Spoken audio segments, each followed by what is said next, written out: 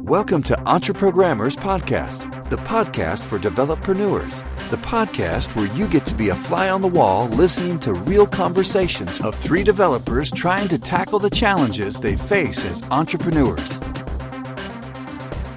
All right, we're live. We are live. This is the We Did No Work This Week Entreprogrammers episode. Yeah, we made a whole shitload of money. I know. I don't know what was going on this week. Chuck, we had like the craziest week. We did absolutely nothing. Yeah, okay, so like, I mean, I'm getting an echo from somebody here. I don't know who it is, but I kind of like worked a little bit this week, kind of off and on. I was mostly planning, reading, thinking, and giving, just kind of like giving some direction to our team on a couple of things. And we made more money this week. John was like completely out of the loop. Like, yeah, he checked in maybe once a day. And yet somehow this week we have like made more sales than just about any other time except for when we're actually running a big promotion. Oh, wow. So, yeah, I mean, seriously, like we're going to have a record month this month for product sales. And we didn't do anything. So exactly. Yeah. We did get an affiliate. This is pretty cool. So a guy contacted us from not North Korea, from Taiwan. from Taiwan. We're doing business in North Korea, but it's okay. It's just it's all right. Just trust me. We have an arrangement. We've got what's his name? Kim Jong-un, right? Or and who's the basketball guy? I can't think of his name now. So anyway, this guy reached out to us, and he has a pretty decent sized site, not quite as big as Simple Programmer, but pretty big. And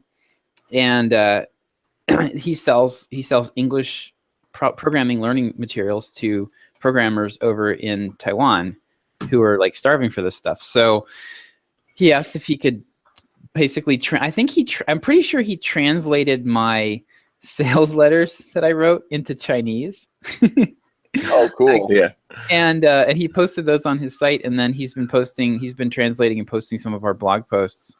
And yeah, he's sent us a whole bunch of business this week, like around couple $1,000s at least in oh, wow. purchases. Yeah, so I'm hoping that he'll be able to continue to send us a few $100s a day like he's been doing, because that would really basically this one guy could grow Simple Programmer by like 10 or 20% if things continue as they go. So yeah, so I'm thinking one of the things I'm going to be doing in the new year is going to be looking for other huge sites like this and or big sites and trying to set up affiliate deals with them. Nice, very nice. Yep. Yeah, no one's going to complain about free money. Yeah. Nope. Well, some people do, but But yeah, that should be good. I mean, if we can repeat that success too, then that would be... Yeah, I think I'm going to go back. So we've been talking to one of John's proteges is this guy Pinal Dave, and he founded SQLauthority.com. This blog. He just started blogging every day. And he's been doing that for, I don't know, 5 or 6 years. And his website gets almost 2 million page views a month now. Yeah. Wow. It's a SQL development website. So he owns that niche. He is the SQL guy, Microsoft SQL guy. And so he's been we've been trying to get him to do an affiliate thing with us. And he's been pushing back because he did some kind of promotion before with how to market yourself before John and I started working together. And the funnel wasn't really all that good, so it didn't really work, right? Yeah. I think he was just sending people straight to the sales page, and that doesn't really work. So I've been trying to convince this guy to try it again, and he's smart. He won't do anything. He won't take any new project that won't make him at least $3,000 a month, which is a great rule. So I've been trying to convince him that we could deliver that easily, and I think this deal that I was with Taiwan, this guy is easily going to be $3,000 a month, right? With the way things have been going. So yeah, so I think I'm going to take that back to Pinal and try to convince him. Yeah, I mean, if you can give him a comparison that looks like his, Yeah. I mean, his website is probably at least 10 times bigger than this Taiwanese website, at least. Right. Yeah. So I think the key for him is getting it to like just talking about how per subscriber value for, you know, what Right. we could estimate, like what it is now, what it will probably be when he launches his product, and you know what we kind of estimate what it will be, and then saying, okay, how many subscribers you're getting per month now, and then we think we can increase this by, you know, at 25% or whatever that number is based on what his conversion rate is, and then so then this is the value that you'd be essentially getting, Yeah. getting all these subscribers. So yeah. so I got to tell you guys about something awesome, revolutionary. Okay. So I got an Oculus Rift for Christmas. Oh, nice. It's insane. This is the future. I am 100% sold on this. It's insane. Like I've been blowing off VR because I saw like the Samsung, you know, phone VR crap and stuff like that. And it's like, okay, whatever, you know, but this is absolutely friggin' nuts. It is insane. I can't even describe to you. Like, you just have to go to a store and put on an Oculus VR and see how crazy it is, like how crazy the technology has become. It has gotten to the point where it is really close to reality. Like it's insane. Like it's gotten to the point where basically after using this now, I don't want to play any kind of game that isn't in VR because it's just such a substandard experience. And when you look at like how this could be applied, the technology, I mean, imagine movies are going to be VR. I think everything, I'm going 100% all in on VR. I think educational, like being able to look around and see the things, and it's not gimmicky at all at this point. It's insane. I just can't describe how much it has progressed. I was totally blown away. There's yeah, it's just insane. So I don't think they're going to be at CES. I just checked the exhibitors list. Really? Oculus Rift. Yeah. So is Oculus, is that a Microsoft product or it's Facebook Facebook now. Oh, okay. Yeah. Okay. And so what kinds of stuff, like what are you doing with it? Like what kinds of stuff is available right now? Well, there's a bunch of stuff. I mean, the games that ship with it are pretty awesome. Like there's this kind of Mario clone, like kind of like a Mario 64 game where you're this little fox. But if you've seen Mario 64, like that kind of a game, imagine though, like you being put into the game field and being able to look around and look up and see trees and see everything, and the camera floating, like your viewpoint floating, and you being able to see everything in 3D. It's just a surreal experience. It's crazy. And then they also shipped with this, you got this downloadable space combat game. Again, crazy. Like if you think about it, you know, you turn your head and you can look out the window of your craft and see, you know, like, you know, if you've ever played one of those games where you're trying to like, you know, track an enemy ship, like dogfighting basically. Yeah. Yep.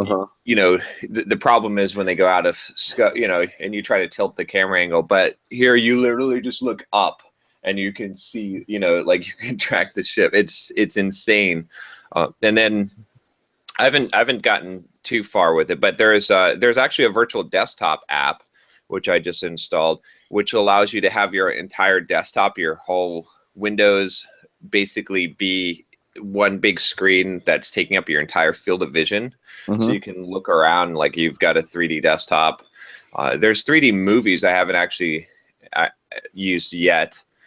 There was, what else? I downloaded this one game that's just insane graphics. It's like super crisp, just like everything from the way that the water and the rain falls, and like, but it's virtual, so it's all 3D. So you're like, and it's not one of those gimmicky 3Ds. It's like you can't differentiate that from being really in that place. Like, you know it. If you didn't know it, if you just woke up and what happened? Yeah. You're there. Oh, okay. Still there. If you just woke up and had this on your face, like and saw this, you would think that you were there. Like it's that realistic. It's pretty insane. So yeah, I'm impressed. I was very shocked to see that how far the technology's gone. Cool. I'm glad I upgraded the computer to the 1080 to the super graphics card. It turned out to actually, because you need, I mean, if you think about in order to power this, you need some pretty kick-ass hardware. But so it's, yeah, so is it like USB then runs off your computer, or is it a video cable, or? You connect in a USB and an HDMI, and then it's got this little like sensor stand thing, this thing here, and this like detects the place where it's at, and it's like flawless execution. Like it perfectly detects your head movement. You know, and there's a whole bunch of like little things that you don't think about, like selecting things where your gaze is, because it does like gaze tracking, like your head movement. So like a lot of the menus and stuff, you select it by looking in that direction. And it's not like a straight, like whenever I've heard of that before, I thought, oh yeah, you really want to do this, but you're just looking in that direction, and that's the menu item that gets highlighted. And it makes sense. And when you look, like you can have other menus to the left and to the right, if you can imagine, and it just feels so natural. So yeah, I think that as more and more people play VR games and do VR stuff, that they're not going to want to go back to regular, experiences. So I'm all in on VR. I want to figure out how to invest into VR at this point, because it's it's one of those technologies that I'm just seeing it. I'm like, there's no way you're not going back after this. After the like 3D TVs and all that stuff, that was all bullshit. Like yeah, it was. It like, really was. That's kind of cool. Like, you know what I mean? It was, you're never like put on glasses for a 3D TV and are like, wow, right? But like if you put an Oculus Rift on someone's heads, they're going to go, wow, right? And then they're not going to want to go back. Like all games will end up being VR in the future. I'll make that prediction.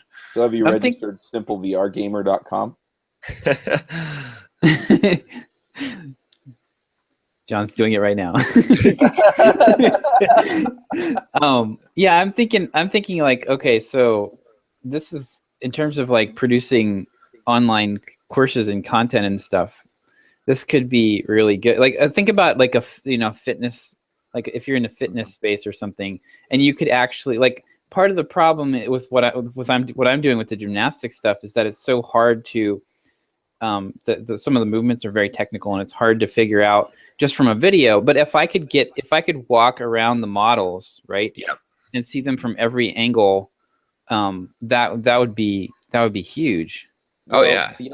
The other thing is so some of the CES exhibitors that have reached out to me, one of them is gloves for VR, and I can just imagine like a full bodysuit that you work out in, and so then instead of you walking around the model, it's lean back a little more, move your shoulders this way, move your rear end that way, and just make it so that it can actually detect what you're doing and tell you what you're doing wrong. Yeah. Yep. And I think what you'll have, honestly, like, I mean, VR is going to replace screens. This is my prediction here. Right? After using this technology for a few days, here's but I've always thought this, that we just need to put the screens on our face, right? Because it's silly. Like, why do we have these high density pixel screens when we could just have full vision screen? So I think that's coming for sure. Like, because it's superior in every way to have a screen that wraps your entire field of vision that you can utilize, right? So and for the learning, I think I agree with you, Josh. Like, think about, like, there's on the VR download on the store right now, they have an anatomy program that has, and you can imagine, they're calling it. yeah. Learn the anatomy. I've been learning a lot of anatomy. But no, they have that. But if you think about, like, we could actually do something with programming too. Like, if you could have a computer console that you're typing code into, right? Like in the VR realm, and you could look up and it could have an example or a textbook, a page open to a book that automatically turns for you, right? So you can like get that, you know what I'm saying? Like it's all these things that you can, anything that you could consider to be like magic in the real world, you could just do in the VR world, and it would be a similar experience. Like you could do anything essentially and create whatever kind of experience that you want. But I definitely predict that we're going to replace the screens with it, and I think that the learning, the possibilities are just are crazy. They do have, I haven't gotten them. I might get them. They have VR Touch, which is these little controllers that you hold in both hands, which brings your arms into the VR world. Probably not as sophisticated as the glove, but it's supposed to be really good. There's a bunch of games that have the VR Touch. But and what I think will happen too is I think at home you're going to have this kind of technology where it's going to be mostly the screen and perhaps the hands in the virtual reality. But I think just like we have movie theaters, I think you're going to have places that have the highest VR technology, that have the full suits and have the treadmills and stuff, where you have a full room or environment, or maybe just a huge warehouse room where you can walk around and you could rent space in that, and you could be able to do the things like you're saying, Josh. Because I mean, imagine if you went and you had some kind of gymnastics program, right? And you just went there for like 2 or 3 hours, and you had this full body suit that was totally correcting your moves, and you could watch it in real time, and you could match up your movements to the actual thing. Like there's like it looks like a holographic image of a body, and you assume that exact position, and then it moves, and then it checks to see how close you are to the movement. Like things like that could accelerate learning, for kind of eye-hand coordination, physical realm type of learning to the nth degree. It's the future. I'm so convinced of this right now. So we need to get some VR. Yeah. And there's VR web browsers now that are like Firefox has a VR build, and I haven't checked that out, but I'm going to check that out as well. But it just makes total sense to me now, having looked around and seeing it. And even just, I mean, looking at the games, looking at the way the menus work, it's so much easier than the current system that we have right now. So there you go. There's my spiel. Well, I'll get to play with it. I'm going to be in San Diego in a couple weeks with John, so. Oh yeah, that'll be fun. Nice. Have to check it out. Are there any places? Are there any like stores or stuff? Like where are they selling them now? I mean, is this something you can go to Best Buy and see, or? I don't know. I bet you can. I bet they have displays at Best Buy. There's a couple of well, I know that PlayStation has a competing one. There's a PlayStation VR now that I don't know how good that is compared to the Oculus. I would assume that the Oculus is going to be better just because of the horsepower behind it. But wow, my head's spinning. Yeah, it's insane. I would not have. I was like totally. This is why I'm so convinced, because it converted me over. Because I was like, everyone was buzzing about the VR stuff, and I was like, whatever. We've seen this before. This is kind of faddish. Like eventually we'll get there, but we're not. But this, I'm pretty convinced at this point. So interesting. I can also imagine like virtual meetings. Oh yeah. I was thinking that too. Like you could do virtual pair programming, or you could have. This would be pretty cool for companies, for remote-based companies, right? Because you could have a virtual workspace, like an office, where you could actually interact with people in a more personal way, but still have it be, still be remote. Yeah. And I could write a script to clean my virtual office. There you go. Now, if you're one of those people that have like 7,000 icons on your desktop, your virtual desk needs to look like that too. So everyone can see it. It does seem to make you sick after some period of time, though. So I think you can build a tolerance to it, though. Like after about an hour or so, I'm like, get the sweats, and then. John says that, and what comes to my mind is I spent years building up an immunity to iocane powder. But you know what I was thinking too, like well, I'm sure Blizzard is working on this right now. When World of Warcraft becomes VR, it's going to be it's just going to be game over for. I mean, people are just going to. You've already got people that their whole life is World of Warcraft. It's going to be that much more addicting. It's going to be crack, like just to the end. I can't even imagine what it would be like. You know, it's going to be insane. Like people are you're gonna have a serious social problem with I think with VR in general. I think honestly though, I think that there's going to be a problem where people are not going to want to leave the environments, especially as they become more real, because like I said, I mean literally anything is possible within these. When you're talking about getting sick, I was actually imagining people building up a tolerance to it and then actually getting sick when they take it off. And they have to move around in the real world. I could totally see that happening. Yeah, I'm just trying to imagine somebody blurring the lines between reality and World of Warcraft. They go to the store and the person tries to charge them, and they look at him and they go, "Know you not that I'm a level 50 orc mage, mortal?" Oh man. Yeah. So my week's been interesting. I have been on the phone pretty much nonstop. Oh gosh. It's been nuts. So my job listings are still out there, so I still have the occasional person come in. But if they try to schedule anything past January 2nd, I've actually been canceling those and saying it's got to happen by January 2nd. Your phone screening has to happen then, or it's not going to happen. I'm not going to do it. But yeah, I did 2 interviews yesterday. One was on Skype and the other was in person. And then I screened like 17 people. Yep. I'm done being on the phone. I am so tired of being on the phone.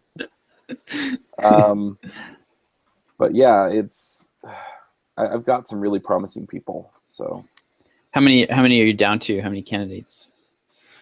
So I actually have to look in the system because I just tag them. But I can tell you it's somewhere in the ballpark of like 25 or so people that I've seen. And some of them are terrible. Like I get done with phone screen and I'm just like, and then some people, because the phone screening for me is to weed the A players out from the B and C players. And so the C players are the ones that tell me, can you hold on for a minute while I check out at Walgreens? I think I told that last week. Yeah. And the B players are the ones where they just don't seem to have quite what I need. Like not all of their faculties have fully engaged, or they don't have a whole lot of experience to the point where I think it actually handicaps them.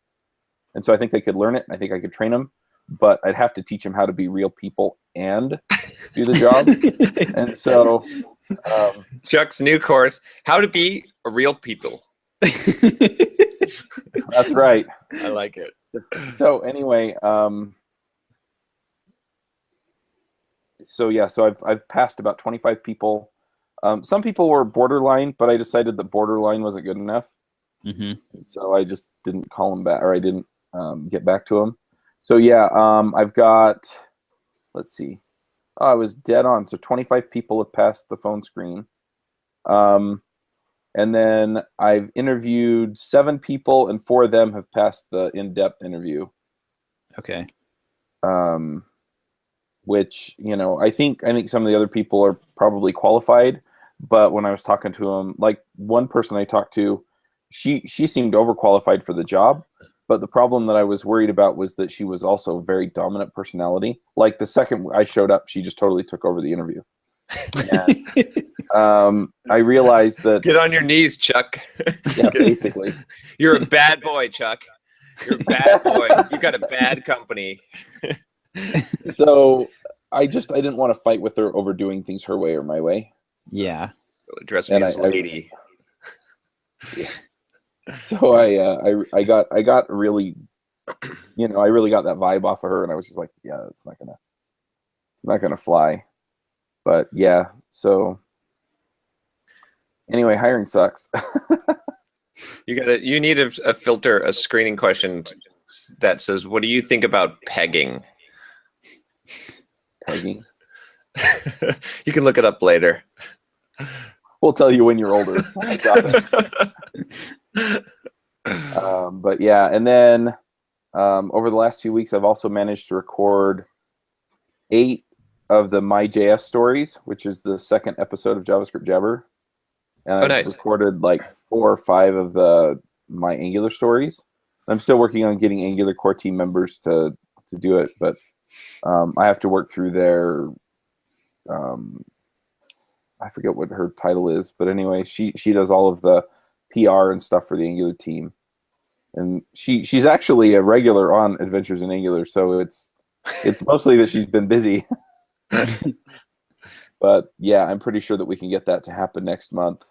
And then DevOps Remote Conf hasn't really been selling tickets, and I'm trying to figure that out. I'm putting together another email campaign to go out to just let people know, hey, look, these are the speakers and the talks, and what you'll learn if you come, and here's how you stay current, and things like that. And then get together that final push email sequence at the end. Have you hit up all the DevOps podcasts?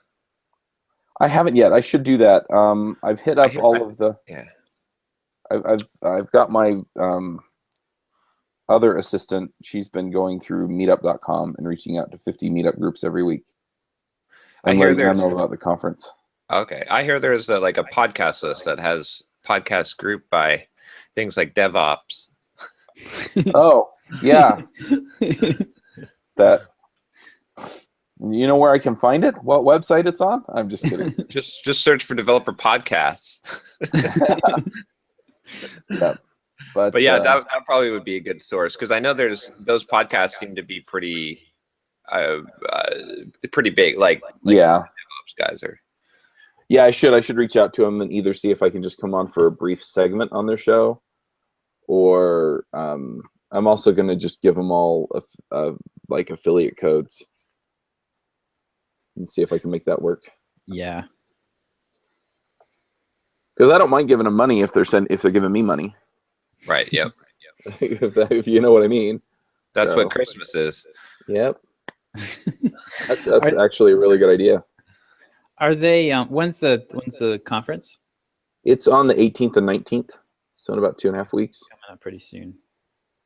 I'm also trying to see if any of the speakers want to do webinars in the meantime, because I can promote those to the list as well. Mm-hmm. And just say, hey, if you're interested in Docker, come to the webinar, and then I can pitch them at the end on the conference. But yeah, I'm trying to do this. I'm trying to get a lot of this stuff ramped up for JS Remote Conf as well, because I have 3 months, and that way I can really do it right. DevOps Remote Conf, I'm kind of on a compressed timeline, so I'm trying not to overload my list with email, and at the same time make sure that everybody knows about it and what they'll get out of it. So yeah, it's a tricky balance to hit. But yeah. So that's been my week.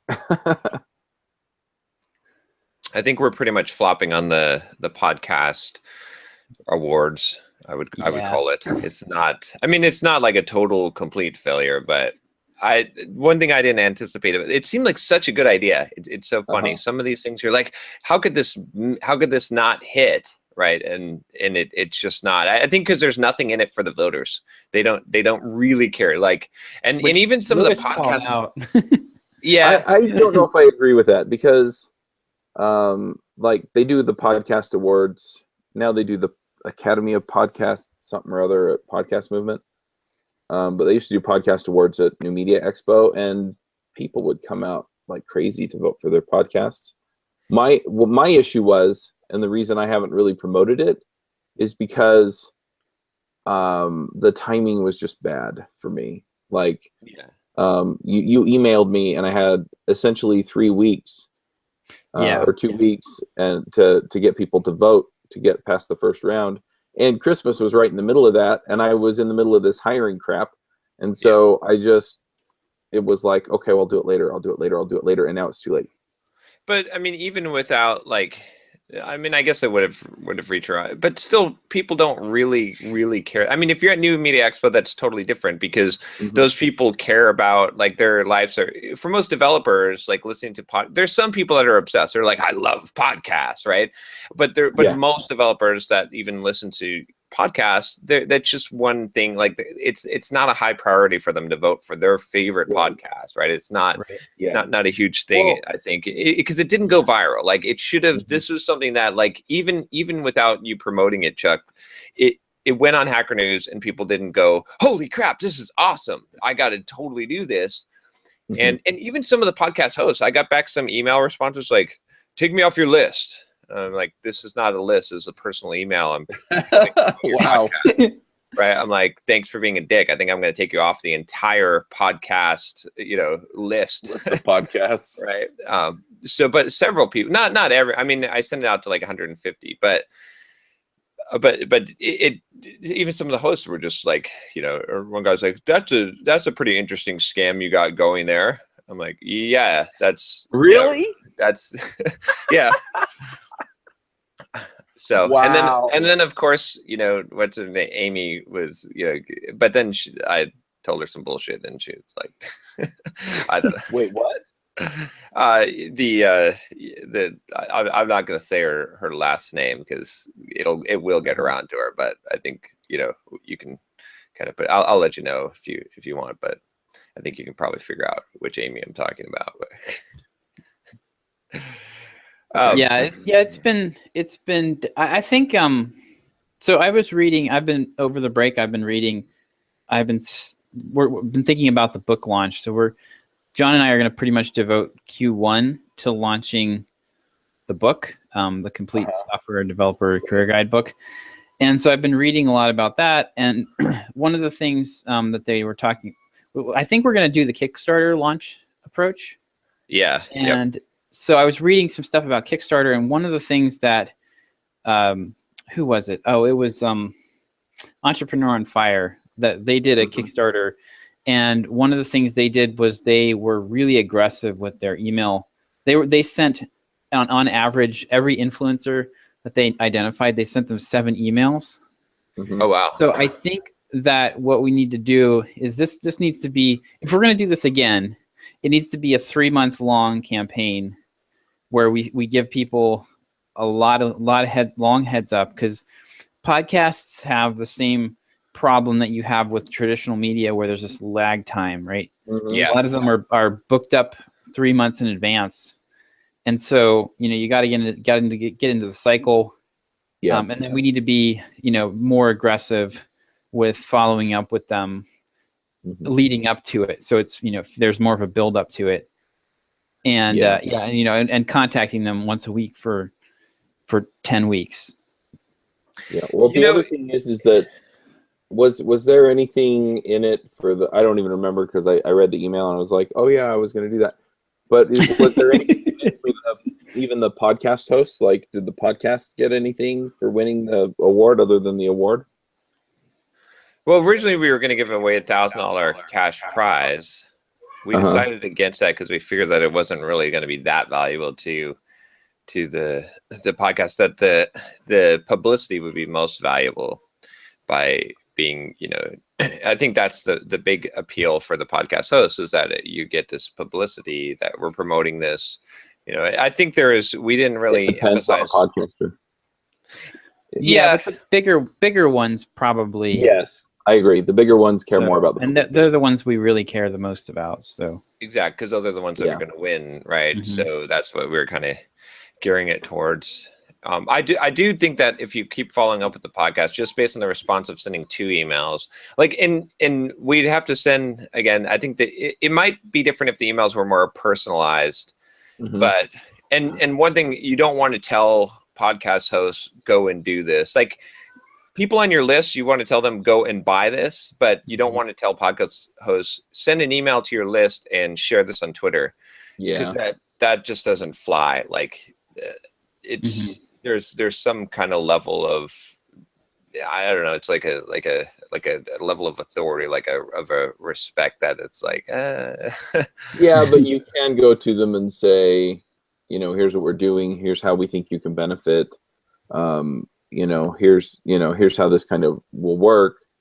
And then at the very end, you can put something in like, we've seen this be effective in similar contests where, and then you can give them a couple of suggestions. Like, it seems like the people who win are the ones who post an extra recording for a minute or two onto their RSS feed, or, reach out on Twitter or email their mailing list. Those seem to be the people who win the other podcast contests that we've looked at. So, yeah, I don't know. Yeah, no, I like that, Chuck. That's more of a gentle suggestion persuasion approach. What would have been good, like that I think would have been extremely effective is, if we were, again, I don't know though, because I just don't know if this is an idea that catches on enough. But suppose that you did something like you said you had sponsorship with, like, say Microsoft or something like that, and you got MSDN to sponsor the podcast awards, and you said, okay, this is a win-win situation because we're going to give you some content to put in MSDN magazine, which your readers will love because they're going to want to know what are the top podcasts, right? Just like Nintendo Power used to do that every year with the game. That was like the most popular episode or issue in December or January. So and then we could tell the podcast hosts, like, oh, look, if you win this, right, even if you win your category, you're going to be featured in MSDN magazine, right? You're going to reach a ton, that something like that, or maybe multiple media, or maybe you go to like TechNet or CNET or whatever, or something like that. Some of the bigger like media outlets that would actually care, because you actually would have some a real newsworthy piece of information for them that they would and they'd want to be associated with that sponsorship. So maybe if we lined up like a few of these things, then we could say, okay, now as a podcaster, I'm interested because this is real, actual reach that I didn't have before. I don't know. Yeah, it's this is always fun when it. So like the worst, I've heard this from a number of people in marketing, but like the worst thing that can happen to any project is it sort of works. Yeah, exactly. Right? Because then you end up putting yourself in the position where you flog, what's really a dead horse. It's just not, it's still twitching, right? It's still it still looks like it could maybe go, but yeah. So we're kind of in that position with this. Is like, do we really double down on it next year and do it right? And, and is this something that we do for 3 to 5 years and go, oh my goodness, this was like the best thing we ever did. I'm so glad we didn't quit on this after the first year. Or is this just a distraction? Right. And I think the answer to that lies in the fact, well, I mean, we'll see how the end result, we can look at it at the end here and how much traffic we get in the future and how many link backs, like we can look at that kind of post-mortem. And then also how much revenue we're making, and then how much budget we could set aside and how much we can automate this, right? So the question in my mind would be, at this point, like, I'm not doing this next year. Like I'm not going to devote any of my own time to this, right? It's just it's not, the ROI is not worth it to me at this point. But do we have someone at this time next year that may be like 2 or 3 months out that we can have running the project, that we can have a reasonable budget for, and they can take and improve it and take it to the next level and see where it goes, and be able to do that as much hands off as possible. If the answer to that question is yes for me next year, then it's worth giving it another spin and seeing if we get momentum, and then we could look at it and say, okay, did we get did we see enough growth that it made sense? But this was one of those things where I expected to I was swinging for the fences, and we clearly didn't hit that. So I'm pretty much ready to call it a failure and abandon it. Like, I mean, it's not like but in my book, when you swing for the fences and you don't hit a home run, then it's a failure. So, that's, it's funny, John, you mentioned that, because in my journal the other day, I was writing just a little bit about how I was frustrated because I feel like I personally haven't really had a huge win lately for Simple Programmer. And I'm like, well, part of it is we're not going to have as many huge wins. We're going to have, because John and I are starting to take these bigger swings, and we're delegating the base hits, like the stuff we know is going to work pretty well, is not stuff that we should be working on anymore. Like we need to be, that's the stuff we need to be delegating. And so, you know, so this is going to actually happen more, not less. And the book launch is going to be the same deal. Like we're talking about serious, like this is probably unrealistic, but we have a very small chance of launching this book to #1 on all of Amazon. Mm-hmm. I mean, that's like, that's not probably going to happen, but it is within the realm of possibility that something like that could happen. So that's kind of that is the ballpark that we're going to be playing in. Yeah. And when you step into that ballpark, you hit a lot more, or you strike out a lot more. And that's, it's like you're just gonna, I forgot, I put something on Twitter to that effect, because I was thinking about this. Let me see if I can find the tweet, but I basically said, like, you know, you're gonna 90% of what you do is going to be a failure, or is going to be, but 10% is going to be successful, but you don't know which is which, so you got to do it all. Right? Yeah. You can't know ahead of time what it's going to be. So that's kind of the realm that we're in. And if you think about it, like, I mean, if we launched this book and we launch it to #1 on Amazon, we'd be 4xing, maybe 5xing the entire revenue of Simple Programmer with that one move. Like, I mean, you're talking about like a multi-million-dollar a year revenue stream if you hit that level. So, you know, you got to take that swing, and it's a 3-month swing, but yeah. But the thing is let's say that you think, okay, this is a multi-million-dollar play, and you're half wrong. You're half of a multi-million-dollar play, right? I mean, I think, you know, I think unless you're totally off base, which I don't think you are, yeah, because I think you can do a big launch, make it. Yeah, this book has already greatly increased everything for Simple Programmer. Like, so I was looking at the traffic to the site, and basically when we have a content team that's been putting out content on the site, and every once in a while we have like a decent viral hit. But for the most part, if you look at Google Analytics, our traffic has been flat since John stopped blogging about like a year and a half ago. Well, when John started publishing these posts again in like August or whenever that was, you can see the site traffic start to trend up again. Oh wow! And it's increased quite a bit. And it's partly that the articles are popular and they're also SEO friendly, but another part of it is that we have this autoresponder. So like time anybody hits any of those chapters, they get an offer to sign up for the entire series. So we're constantly those articles are constantly driving people into the mailing list, which drives traffic back to the site. So it's like this self-reinforcing cycle. But yeah, so that, I mean, that has probably added about 1/3 to our website traffic. Since John started doing that. So, and then the book has been really popular on YouTube. Every time John does a video about it, we get like, I get in Google Analytics the next day and I'm like, whoa, 200 signups. What's going on? And it's always like, John mentioned the book again. So so I think what I'm kind of leaning towards, we're going to be planning this out, but I'm kind of leaning towards doing a Kickstarter campaign to basically fuel a pre-launch on Amazon. So we're going to launch probably Kindle only, because if you sell multiple formats, they compete with each other. Yeah. So we're going to probably do a Kickstarter campaign to pre-order the book on Amazon.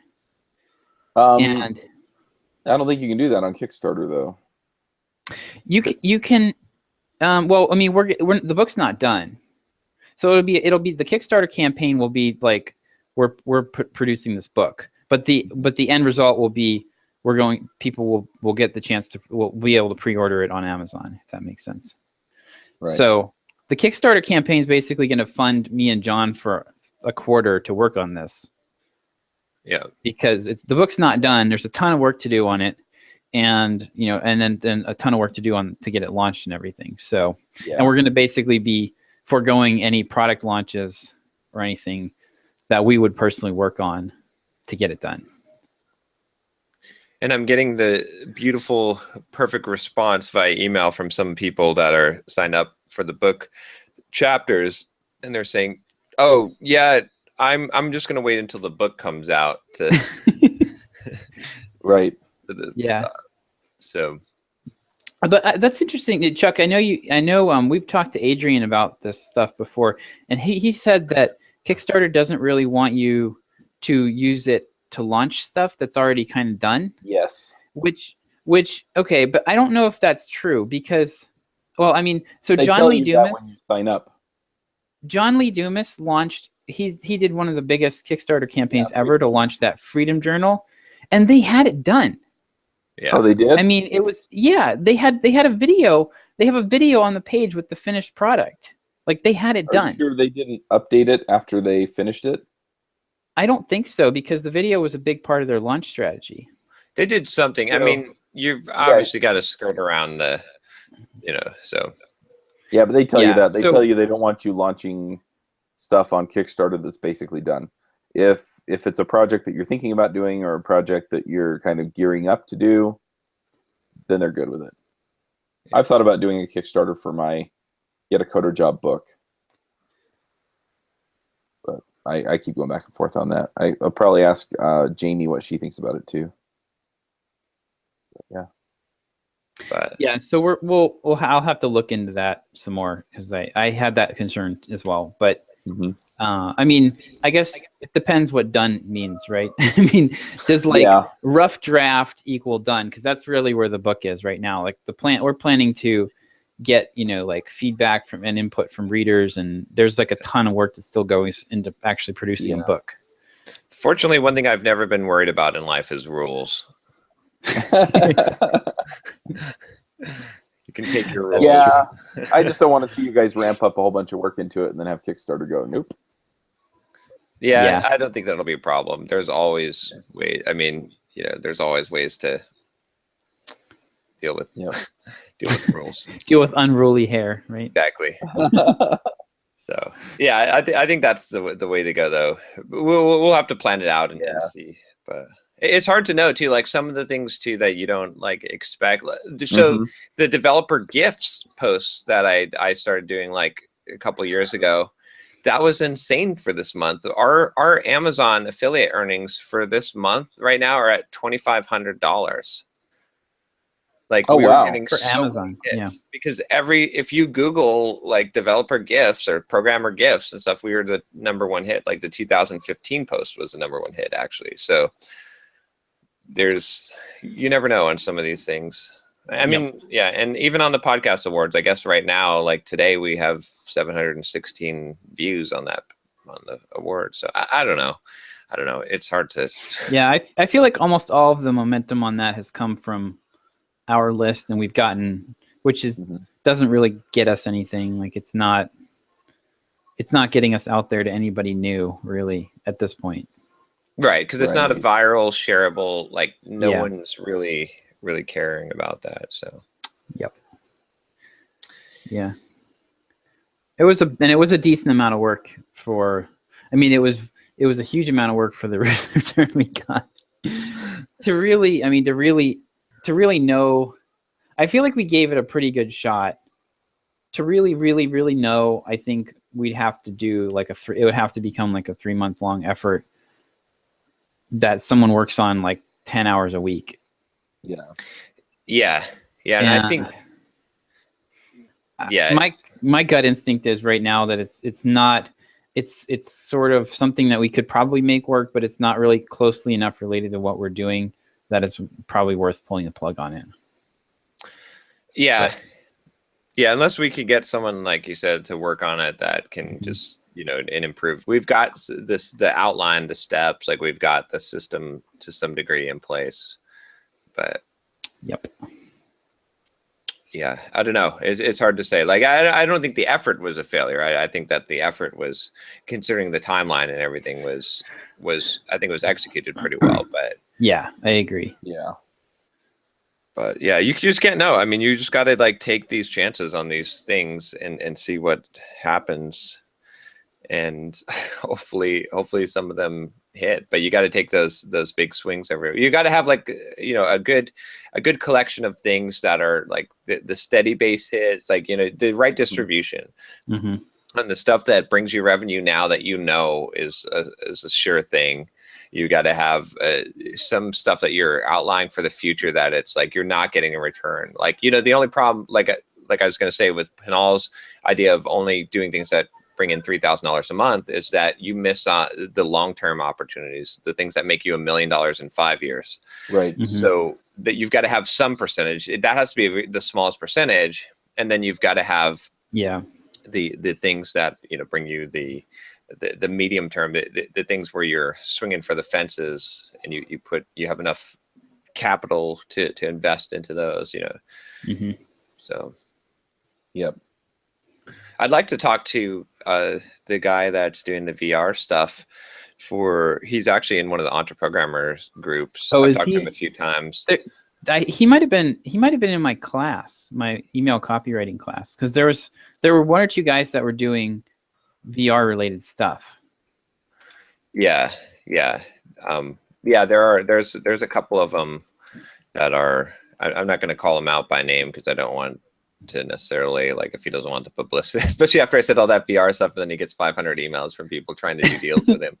But I'd like to talk to him about possibly seeing, like, can we bring some content, or can we, you know what can be done there. But I don't know, there's so many. It's hard too, because like I'm torn between this idea of like splitting focus like to multiple projects and like having a singular focus, and then I've been backing off a little bit on some of the YouTube videos, like, so, but I'm like, for 2017, Josh, so you know, if you thought 2016 John was offensive, oh no, wait for 2017 John, because I was looking at my videos, I was like, I'm constantly like assessing my weaknesses, and I'm like, I tend to now sometimes preface what I say a little bit too much and be a little bit more explanatory, like almost addressing haters before I address my audience. And what I'm going to stop doing that and just say, this is how it is, and this is it. And I'm not going to be I'm going to be completely unapologetic from this point forward. At least that's the plan, because it makes more sense to do that. That's more in line with. So just so you know, Josh. Awesome. Well, I did get a flame retardant suit for Christmas, so I will be I'll be zipping that thing up regularly before I can log into my computer in the morning. Oh, I got a bad review on JavaScript Jabber. That reminds me. They didn't like that we did 4 episodes at Microsoft Connect and talked about Microsoft stuff for 4 episodes in a row. Wah. I know.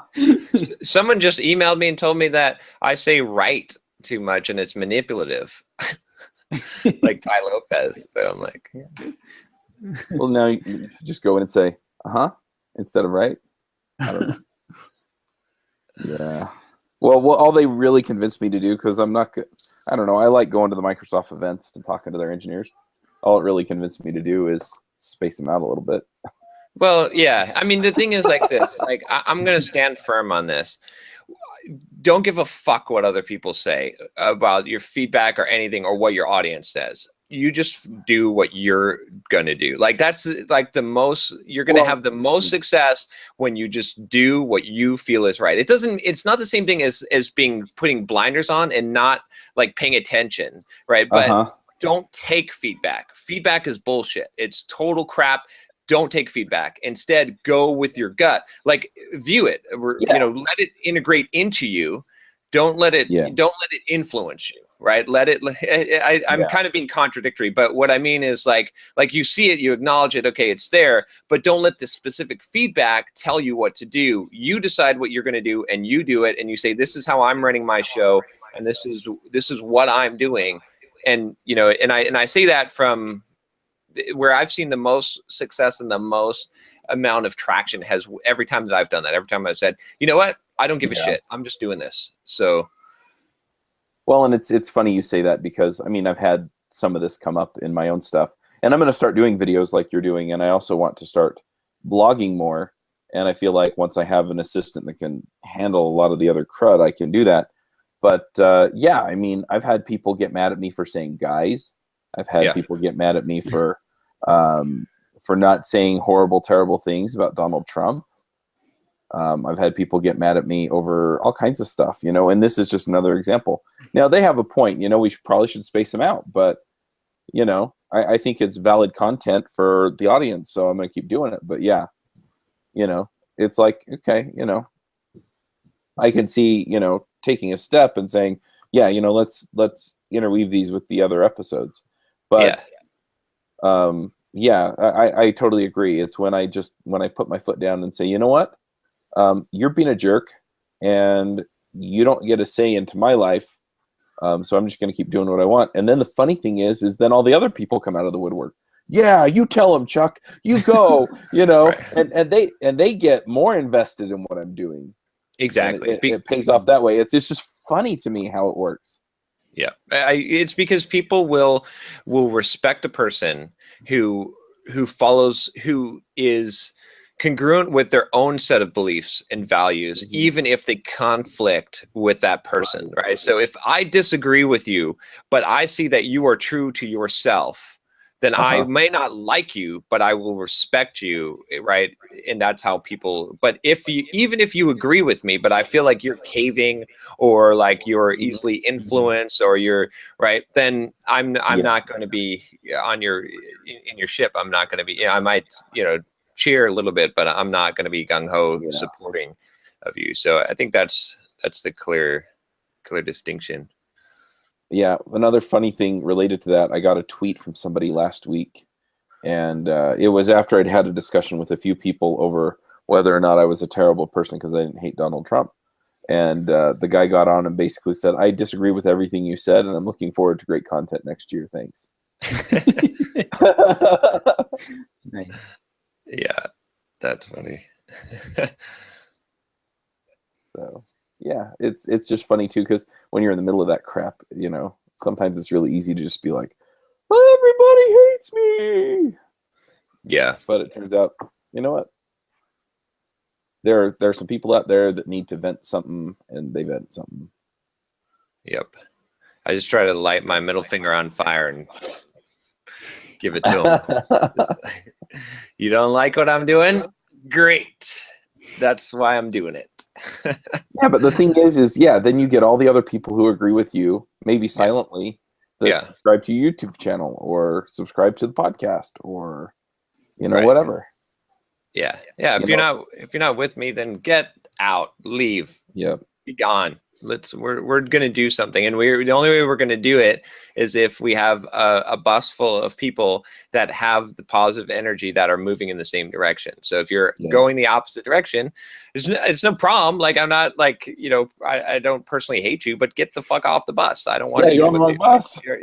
That's it. It's going the wrong way for you. Yeah, it's cool. Maybe some point in the future we'll cross paths again, but until then, get off. Like, cool. Yeah. You know. Well, and it's funny too because, like the whole Ruby Rogues thing this year, you know, we probably lost about 3,000 subscribers out of our 14,000 subscribers to the show. Yeah. You know, and it's growing again. But I've had a whole bunch of people say, you know, well, I went and listened to their show, and the first couple episodes were really cool, and then they just went way off into stuff that I don't want to hear about every week. Yeah. And so I came back to Ruby Rogues because you're talking about technology, and you know, it's just things like that. It's like, okay, well, I'm going to make the show that I want to make. And if if that's not what you want, then, you know, there are other shows out there. Yeah. Yep. You just got to follow your heart. Yeah. Oh, God. But sometimes it's so hard to just get over that, right? Because you want to make people happy. I want to make people happy. Yeah. But you'll make you got to make yourself happy first, because that's the thing that's why you're doing what you're doing, is to make yourself happy. Like, that's got to be it. If it's not that, you're not going to be able to sustain it. You're not going to be able to do it. Then the haters are going to get to you, like every single positive. But if you're like, man, the stuff that I'm doing makes me feel good when I'm doing it, then other people are going to feel good about that too. And some people aren't, and they're going to be off the bus. But, you know, and I'm only saying this because I'm telling myself this as well, because I struggle with the, like, especially this last couple of weeks, I've been struggling with the exact same thing. Like, you know, why are these these negative comments getting to me so much now, and it's because it's like, well, to some degree, I'm not coming from the place of doing this because this is what I want to do, like, you know, that this makes me feel good, and so I have to go back to that place and say, you know what, I don't care, like I'm doing this, and this is the way I'm going. So and Josh, zip up that flame retardant suit. We're going in, man. Oh, hold on. All right, I guess we should probably wrap this up here. I have to say though, I have to say, you know, I want to wrap. You know, one thing though, I have to say that definitely, like, I mean, we'll have a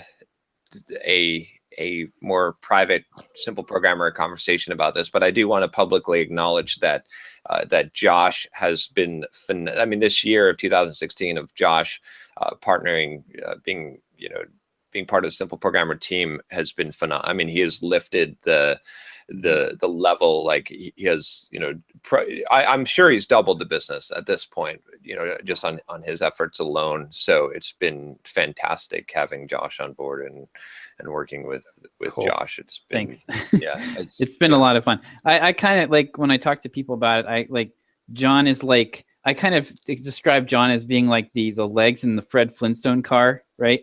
Like he's like the traffic machine. And all I'm doing, I'm kind of steering. Yeah, exactly. So yeah, it's a good partnership. It's been a lot of fun. I think of it more as you yelling, "Get out of the way!"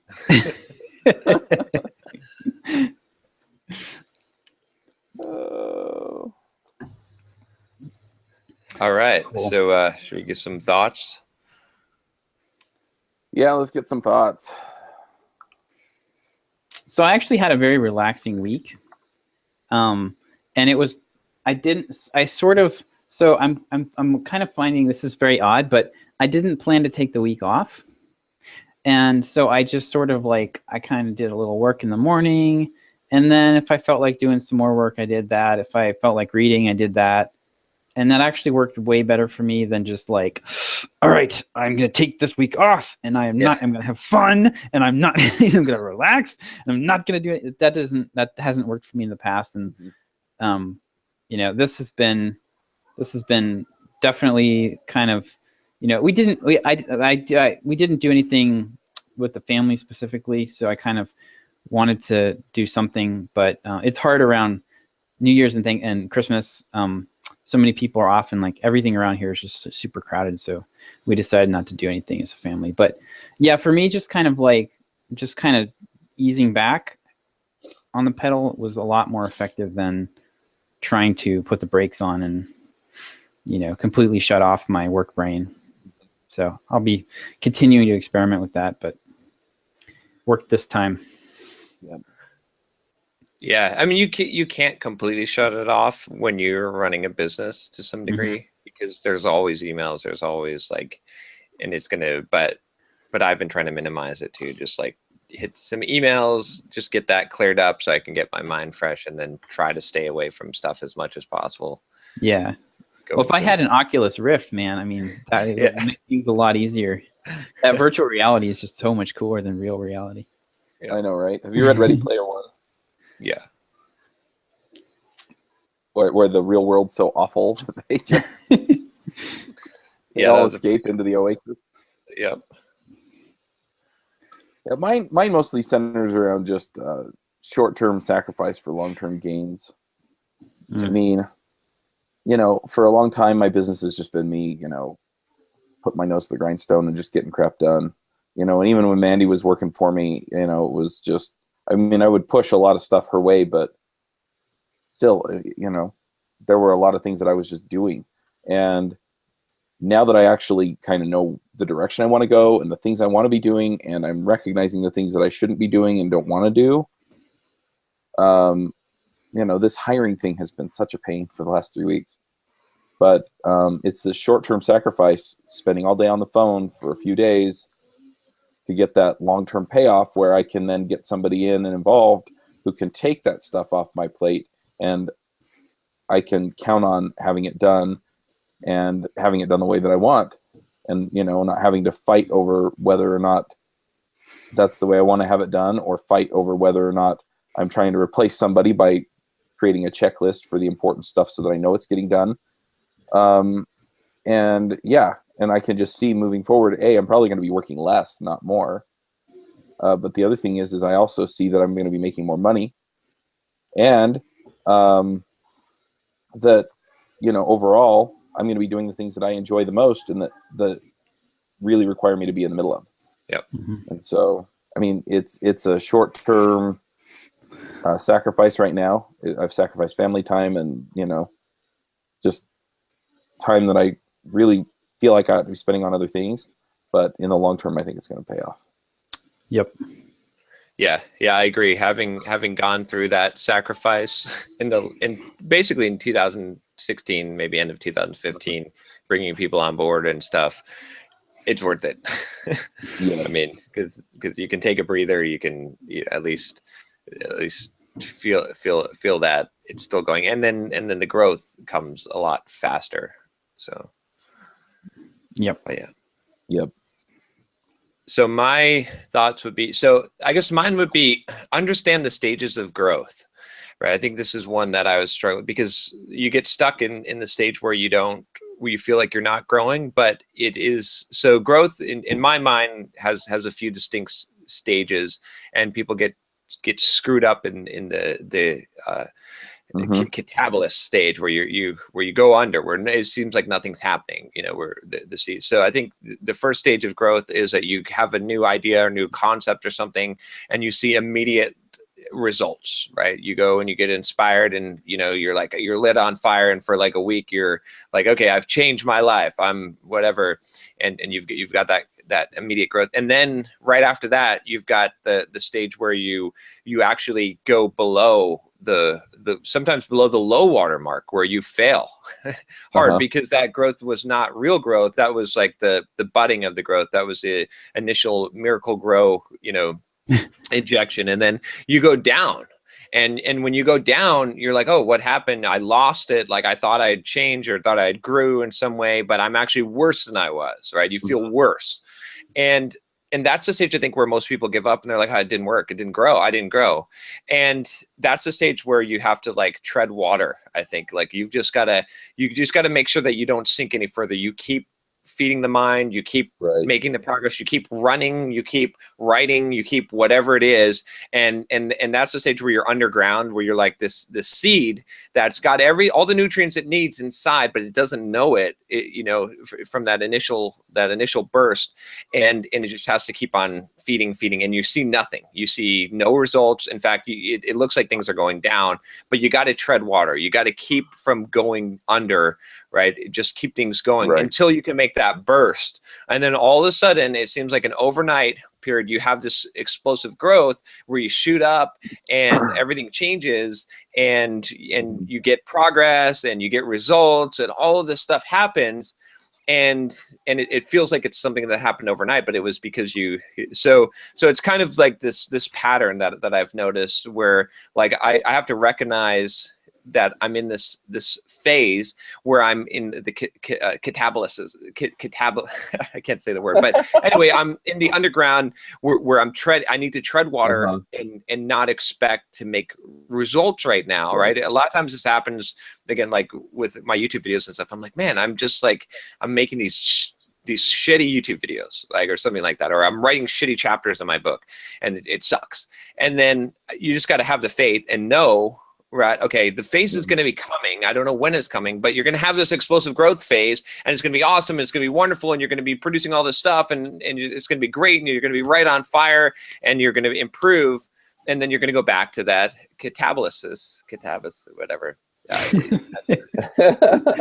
You go back to that phase again, and you're gonna, and so you just got to recognize that it's like conserving the energy, not losing ground. The name of the game is not losing ground. Bam, explode, and you go, and then again, and that's how you make that progress. But I think a lot of people, they get to that phase and they give up.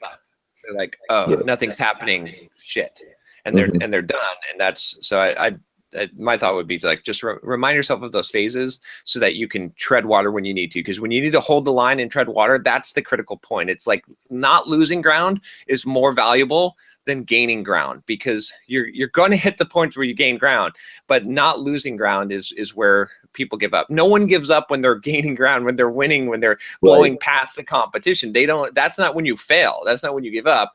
It's when you're not gaining ground. You know, it's when things are slowed down. You have to just not give up the ground, right? You can't get pushed back. So that's my focus now is like, I because right now I'm not in a period, I'm like in this period of non-growth, and I'm like, what is going on? So I have to just say, okay, gonna keep running, gonna keep treading water, gonna keep making videos even if they suck, gonna keep doing what I'm doing, and eventually I'm gonna hit this breakthrough, and bam, it's gonna be you know Phoenix again, you know. So that's it. Bam. Excellent. Well, all right, guys. I'll see you next year. Yeah, next year. We've and we've done this how many years now? This is 2, right? I think this is 2 full years. I forget when we exactly started, but I will be in Las Vegas next week for CES, so I'm not 100% sure if I will be here or not. Okay. All right, Derek should be back. Yep. All right, guys. All right. Have a good New Year. Yep. You too. See ya. Bye. Yeah. Wanna start a business, but you just know how to code. Listen to John, Josh, and Derek as we figure it out. We are the Entre Programmers, and we'll teach you straight up.